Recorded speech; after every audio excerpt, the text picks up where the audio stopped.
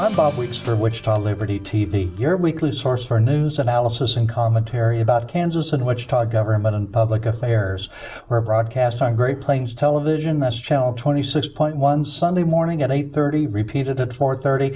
We've also got some new times on Saturday, too. And for those, I'll just direct you to my website, The Voice for Liberty. That's at wichitaliberty.org. You'll find all the episodes of Wichita Liberty TV, the show notes for each episode, all the old episodes of Wichita Liberty TV, and also all the content that I and others produce on nearly a daily basis. So today we've got our co-host, Carl Peterjohn, and our guest is Dr. Russ McCullough.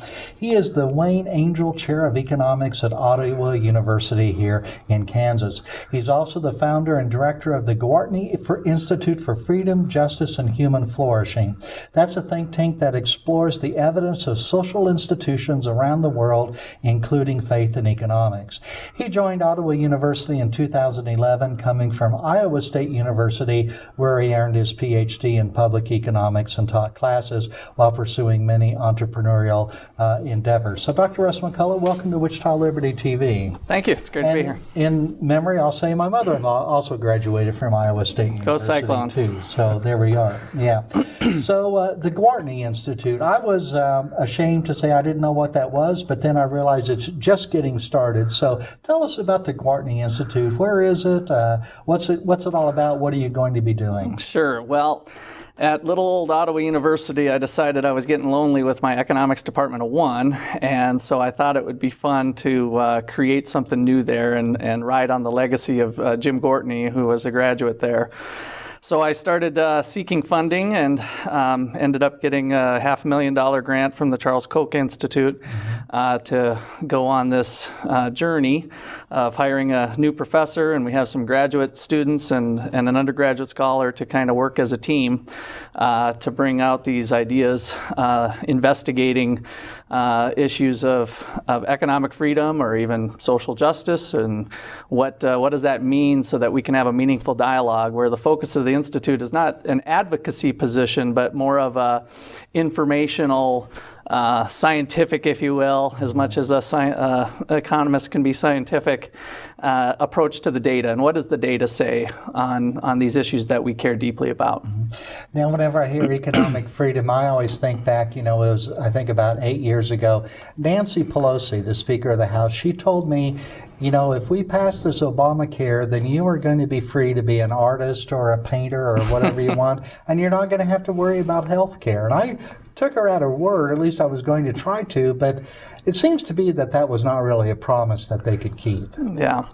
They run into the problem often of limited resources, and that if we don't do a careful cost-benefit analysis of some of these ideas, they just aren't sustainable in the long haul and don't quite come to fruition the way it seems like they could, or the way they even intend them to. Good intentions sometimes lead to not so good outcomes.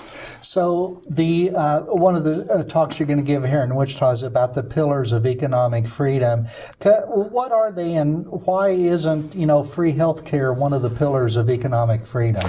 Well, that's interesting. So free health care in Canada is there, and they've been on the Economic Freedom Index right with the United States. Even they're actually in a tie with the United States now. So what's interesting about the Economic Freedom Index is it pools hundreds of data points together, and what you find is that just because you give free health care doesn't mean that you're not economically free in other areas. So in terms of the rule of law with the what you can do, how fast does it take to open up a business, what's the government spending look like relative to the tax rates, a number of different areas. So the 5 areas are the size of government, which mostly relates to the amount of government spending relative to the size of the economy in terms of gross domestic product and the total income for the economy. So in the United States, for instance, we're about 20%. If you look at the total income for the nation, the government's using about 20% of that. The legal system, so the protection of property rights, What sort of court system do we have in here versus North Korea, which is probably mostly non-existent, and Germany and some other places? What do their court systems look like in terms of the rule of law? But when you look at the international freedom indexes, the most recent one I've seen had the United States dropping again down to, I think, 17th was the most recent number that stood by me, and we've been passed by places as disparate as New Zealand, Hong Kong, some countries that really the idea of economic or freedom really hadn't been. This may be changing with some of the changes going on in Washington now. There's a lag in terms of doing these reports, but the United States has been dropping during the century in that regard, haven't we? Yes, we have been dropping as low as 19th on the Economic Freedom Index that's put out by the Fraser Report, the one that Jim Gwartney is one of the lead authors on. However, this year they made a strong move to 11th, so they're tied for 11th. And the United States? The United States, okay. Yes. So they actually made some progress in that regard. And part of it was a new distinction, which is interesting, I think, when we start thinking about gender issues in the United States, which sometimes gets a lot of headlines. They included the rights of women in the index for the first time this year. And so some other countries that don't have rights for women, and really remember this is economic freedom, so we're thinking about women being able to start a business and engage and have the same type of rights that men do. So there was some shuffling of the index, and that was just one area that the United States was actually relatively strong compared to some other countries in the index. And so let's take our first commercial break today on Wichita Liberty TV. We'll be back in just a moment.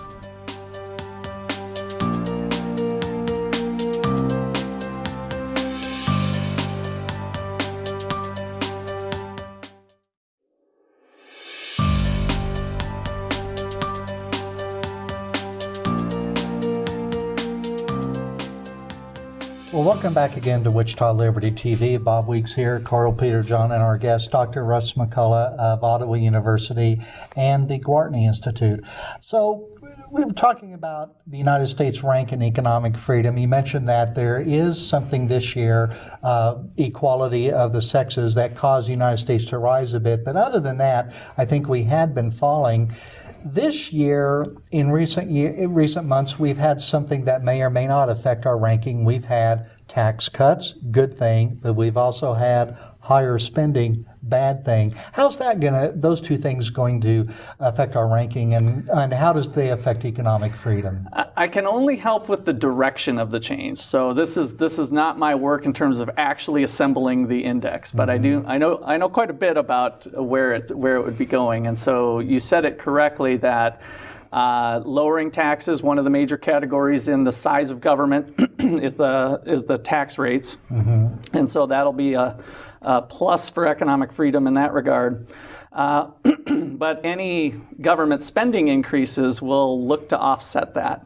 And so I see that in a lot of ways what's happening with the Trump policies is that it's tending to be a mixed bag of some things are the decrease in regulations, for instance, allowing businesses to do more things. Those were all thumbs up in terms of freedom, allowing more freedom of private individuals to partake in business the way they would like to partake in business. But at the same time, we're either putting on or threatening to put on tariffs on imported goods, which is a negative for economic freedom. I was just going to remark about the size of government, that I think Milton Friedman taught us that to look at spending more than taxes, because the spending has to be paid for at some time.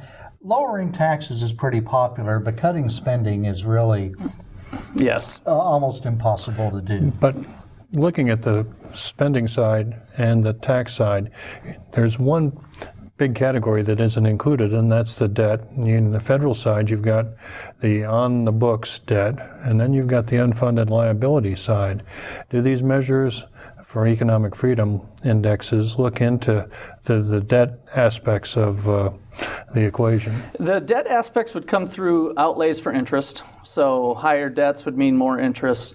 That's actually broken into 3 categories. So there's also the transfer payment, which is not something we've talked about here. Well, you're talking entitlements then, I assume. Right. So when you've you got say transfer payments, I'm not going to let you get that economic speak in. Sorry. We'll talk about it. You're talking Social Security, Medicare, Medicaid here in the United States. I call it Robin Hood theory in class. So that you can take from the rich, give to the poor, take from the healthy, give it to the unhealthy, take it from the employed, give to the unemployed, right? So it's always the moving of funds from some group to the other. And so transfer payments is part of the measure of the Economic Freedom Index in addition to the straight spending. So you've got this, in terms of the deficit, you've got the tax rates, you've got the spending categories, which then combine together, either producing another deficit this year, ultimately adding on to the debt, but that debt interest is included in the part of the outlays. Okay, because as you get into the monetary area, you can have if we have zero interest rate Fed policies, that changes that interest rate equation, and that kind of gives you a elastic yardstick to measure debt. Yep. So as interest payments go up, that would cause economic freedom, that area of the calculation to go down. You were talking about, I think, the third area was going to be sound money. Is that right? Yes. So many countries have money that the rulers just like to run the printing press and, press a button, I need some more spending, and they run it off. And so they look at variations in the inflation from year to year to have the number possibly increase or decrease. So there's about 3 different areas that the index measures for whether money is being kept sound or not. Inflation is one of the important That's ones, right. isn't Yeah, it? that is one of the key parts of it. And so the United States scores pretty well really on that. So really, I mean, you've got the Federal Reserve balance sheets increased from about $800 billion in 2007, 2008 timeframe before the recession hit. Yeah. Today it's between 4 and 5 trillion. Well, that's the beauty of the index, though. So we're taking a very objective measure, the rate, the inflation rate. What was it? It's something that we can calculate in backwards, of course.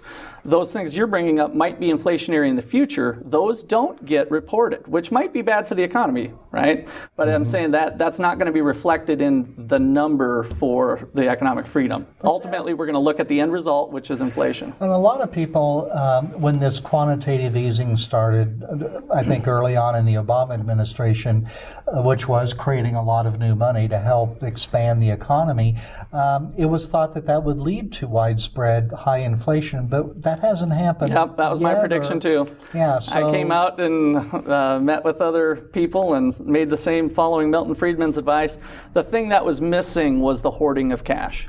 Okay. And so people were shell-shocked from the financial crisis, rightfully so, and their response to that was to hunker down and not get cash out in the system. So even though the banks were the government was telling the banks and the Fed was making money out there, if that doesn't get into somebody's hands in the form of a loan to be productive, then it doesn't have an effect We were on told inflation. for a long time after the financial crisis that banks were simply not lending money, that businesses could not get business loans. So maybe that was That's absolutely right. very good. Okay. The banks had money, cheap money, but they were in a process of hunkering down, I call it. Well, that's Dodd-Frank and regulation side of the equation. Could be. Let's take our next commercial break here on Wichita Liberty TV. We'll be right back.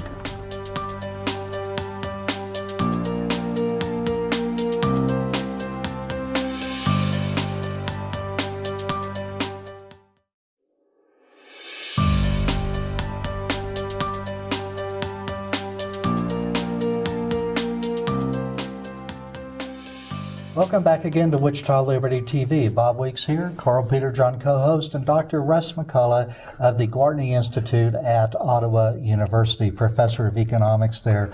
So, sound money, the third pillar of economic freedom. Number 4, please. Number 4, we get into international trade.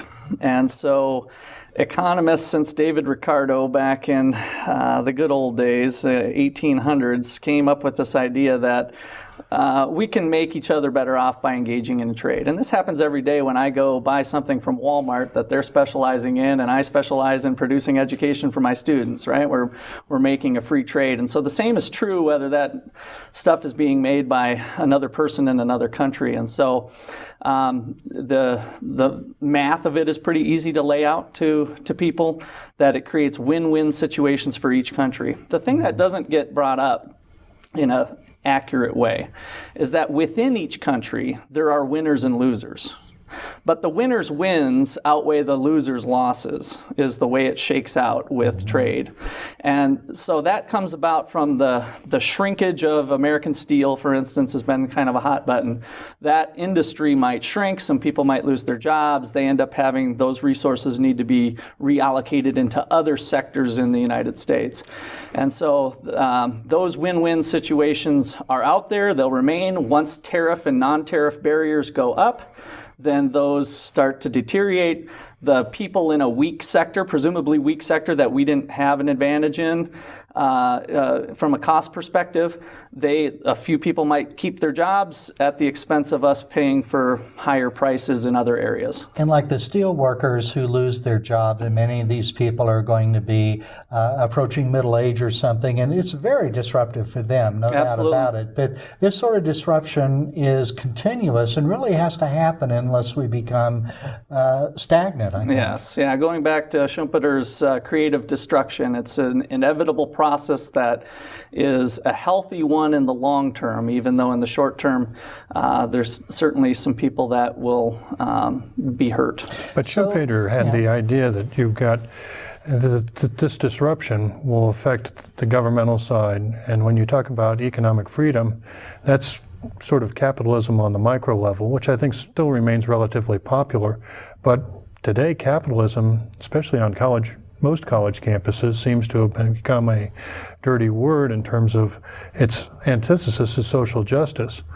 The Gwartney Center, looking at both economic freedom and social justice, is capitalism part of social justice, antithetical to social justice? Where do you come down on that question? Well, so economic freedom allows there to be a lot of good results that we see positively correlated with helping the poor, access to drinking water, life expectancy.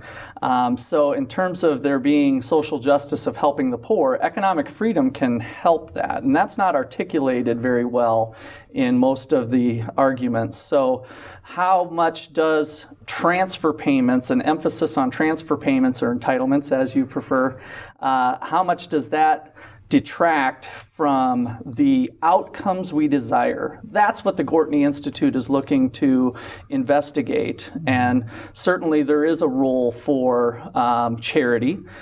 Should it be more private in nature or public in nature in terms of having the government implement that charity, or should we allow private forms to do it? And so that's again part of the investigation that the Gwartney Institute will help promote, to look at the data and see where we get the best results. Well, sometimes people say, one of the best anti-poverty programs in America is Walmart, because their ability to drive down the costs of things that everybody, especially low-income households, need to buy. So if we're in a trade war with China, which is a large supplier to Walmart, that's really going to hurt low-income households. But I wanted to amplify just a minute. So Donald Trump says we have a trade deficit of, I think, I'm going to just throw out $300 billion with China per year. And he makes it seem as though they're stealing $300 billion from us each year. But I have a feeling that's not true, is it? That's correct.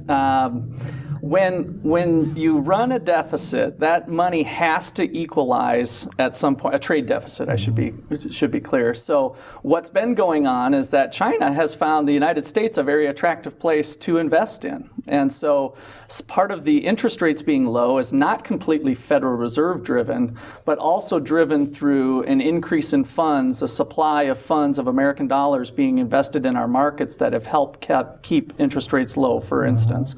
So there's always a capital account surplus when there's a trade account deficit. And so that represents foreign investment in America, which is, I don't think nationalists will agree that's a good thing, but to me, that's better than no investment from foreign entities. Absolutely.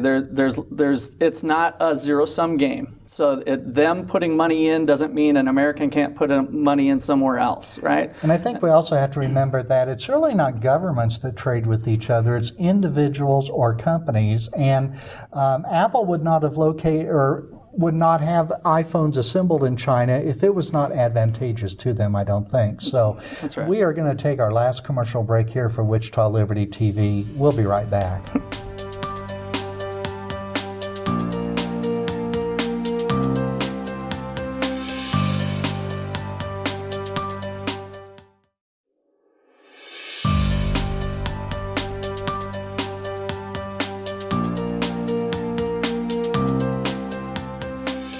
Well, welcome back again to the last part of Wichita Liberty TV for today. Bob Weeks here with Carl Peter John, our guest, Dr. Russ McCullough of the Gwartney Institute at Ottawa University.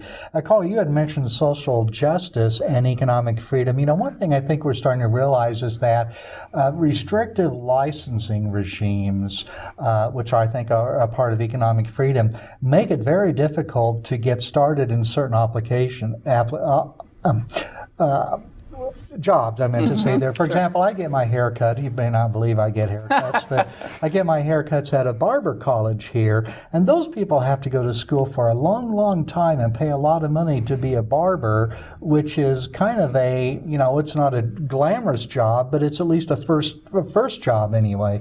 So that I think is something to look at. But anyway, the fifth pillar of economic freedom. Yes, and you kind of tie right into it with regulation on capital and labor and different policies that are on the books, and so that's highlighting one of those things. So around the world, countries that are more free or that score higher on particular areas of the calculation have less of those obligations to start a business. And it might be in some countries as easy as you want to cut hair, put a sign out in the yard and start collecting funds. And in Estonia, you can get a LLC fully sanctioned, ready to go in 18 minutes. And so some countries have made it relatively easy and inviting for people to start businesses, and that's part of what that area John looks like. Stossel in his show one time illustrated how he could start a lemonade stand in Hong Kong versus his hometown of New York City, and there was, just a huge difference there. So that certainly is something. And I like that you brought up in terms of social justice. That's a great area. If you're low income and you want to start a business, if those hurdles are there, and it even takes a $100 filing fee at your local city court, that might be enough to kind of stop you. Or to make and you wait instead a couple you just months go on with whatever job you've been going on with. And so that's a great example of how different policies that might be more economically free might be serving this notion of social justice as well. And I think really one of the biggest, sharpest issues is the minimum wage. For example, there's the social justice warriors say, well, we need to raise the minimum wage to $15 an hour rather than $7, something that it is right now. While the economic freedom people say, well, either no minimum wage or like $3 or $4 per hour or something like that. It seems like to force employers to pay low-income workers more is going to give them more freedom. So it's going to give both freedom. So in a situation where you have choice to get into, if you're a 16-year-old trying to get your foot in the door, the wage could be minimum wage could be keeping you from doing that. So in Seattle, I'm familiar with the data, this might have been from a couple years ago, 32% unemployment rates for high schoolers, right? So because they've raised their because they did go to 15 locally in Seattle, yeah. And so those effects are very predictable in economics, that you will be hurting a lot of those that need it the most. And so what gets overlooked is the person who got the $15 job. Yay! Good for them, yeah. But the other people who never got that job and never got that opportunity, those are the people that get overlooked very easily. Well, but that kind of goes to the argument of this so-called social justice and social justice economists. And then there are some out there supporting higher minimum wages, and they're largely advocates for a more activist government, in some cases even more of a socialist government, whether it's the Venezuelan type or the North Korean type or the Cuban type.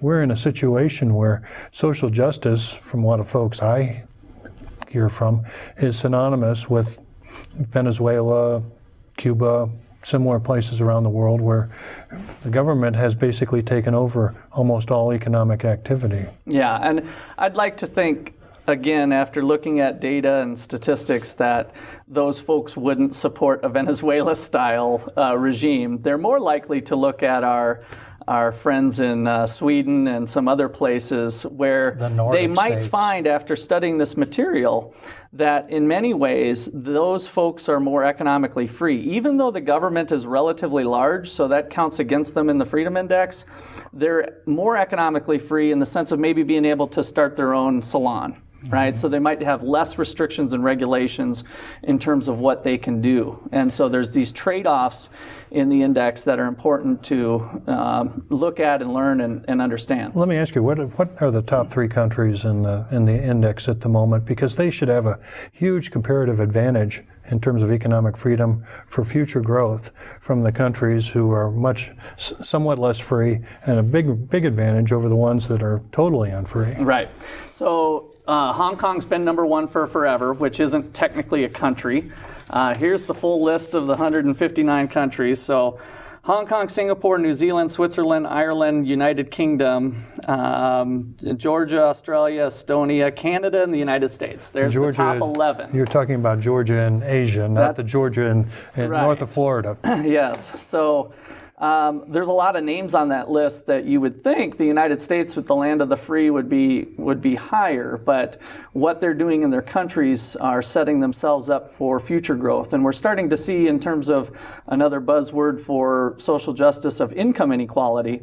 The latest report here shows that world income inequality has shrunk due to freedom, not due to any sort of massive international trade transfers, which have been largely failures over the last 20 to 30 years. And I think that is one of the untold stories, is that the foothold of capitalism and freedom in some countries is really reducing the number of people who live at the very bottom of the economic totem pole. So, well, Dr. Russ McCullough, we're out of time for today. So thanks so much for stopping by Wichita Liberty TV. Carl, thank you for you. And viewers like you, thank you. We'll see you again next week.